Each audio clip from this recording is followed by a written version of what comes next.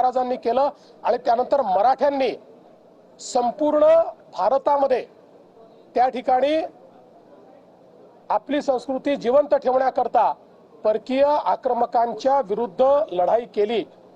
आपल्याला माहिती आहे की पानिपतची लढाई देखील मराठे जे लढले होते, अहमदशाह अब्दालीने त्यांना स्पष्टपणे तहाचं पत्र दिलं होतं की मला जो पाकिस्तानमध्ये आता पंजाब आहे तो पंजाब पासून पेशावर पर्यंत हा मुलूक आम्हाला देऊन टाका, बलुचिस्तान आम्हाला देऊन टाका आणि उर्वरित भारत हा मराठ्यांचा असं आम्ही मान्य करू। पण मराठ्यांनी ते मान्य केलं नाही।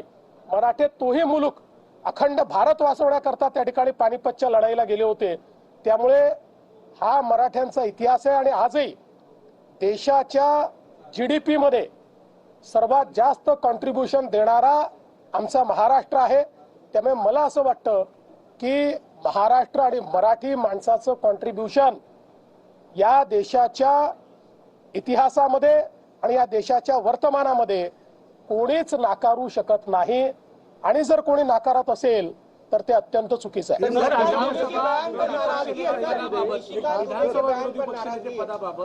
पुन्हा एकदा विरोधी पक्ष अध्यक्षांना पत्र लिहितंय आणि स्मरणपत्र म्हणून देते की विरोधी पक्ष नेत्याची नेमणूक करा, सरकार मात्र यासाठी आग्रही नाही असं त्यांचं म्हणणं आहे। हा सरकारचा विषयच नाही, हा विषय अध्यक्षांचा आहे।